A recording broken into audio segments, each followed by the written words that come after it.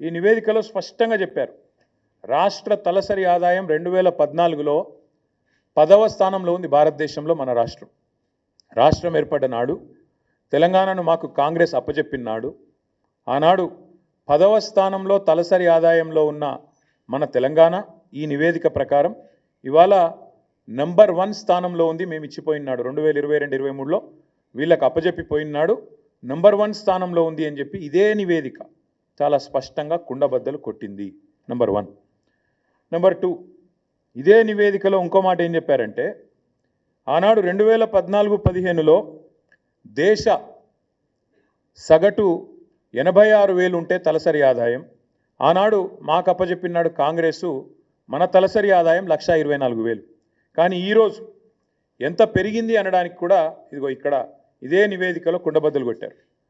భారతదేశం మొత్తం సగటు తీసుకుంటే 84,000 నుంచి 1,84,000 86,000 నుంచి 1,84,000 పెరిగితే మనది దాదాపు 2 రెట్లు భారతదేశ సగటుతో పోలిస్తే 2 రెట్లు 3,56,000 ఉంది అని చెప్పి ఈ నివేదిక కుండబద్దలు కొట్టింది. అంటే రాష్ట్ర సంపద ఎట్లా పెరిగింది, కేసీఆర్ నాయకత్వంలో దశాబ్ద కాలంగా తెలంగాణ ఎట్లా పురోగమించింది, ఎట్లా దేశానికి ఆదర్శంగా మారింది అనేది ఇదే మాట. తెలంగాణ దివాలా తీసింది అని దివాలా కోరు మాటలు మాట్లాడిన సన్నాసుల నోర్లు మూపించే విధంగా ఈ నివేదిక వాస్తవాలను బయటపెట్టింది. ఇది మరొకటి. ఇదే తెలంగాణ స్టాటిస్టికల్ అబ్స్ట్రాక్ట్లో చాలా స్పష్టంగా రాష్ట్ర సంపద ఎట్లా పెరిగింది చెబుతూ తలసరి ఆదాయం మాత్రమే కాదు జీడిపిలో భారతదేశానికి కాంట్రిబ్యూటర్గా అంటే దేశాన్ని సాదుతున్న రాష్ట్రాల్లో, దేశానికి బువ్వబెడుతున్న రాష్ట్రాల్లో తెలంగాణ ఎట్లా ఒక పురోగమనశీల రాష్ట్రంగా, ప్రగతిశీల రాష్ట్రంగా, ఒక మంచిగా దేశాన్ని ముందుకు నడుపుతూ మంచి ఆలోచనలతో కులం మతం పేరుతో పిచ్చి పంచాయతీలు పెట్టుకోకుండా అందరికీ మేలు చేస్తూ ఎట్లా సంపద సృష్టించింది కూడా ఇదే నివేదిక ఆవిష్కరించింది.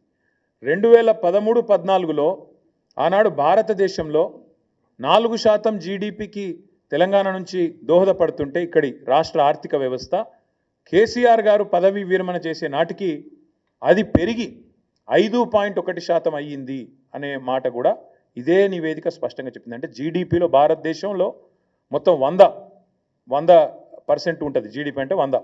ఆ 100లో 5.1% మన తెలంగాణ నుంచి వస్తుంది. కానీ ఇక్కడ ఇంపార్టెంట్ పాయింట్ ఏంటంటే తెలంగాణ జనాభా భారతదేశంలో 2.8, కానీ మనం ఈ దేశానికి అందజేస్తున్నది జీడిపిలో సంపద సృష్టిస్తున్నది 5.1.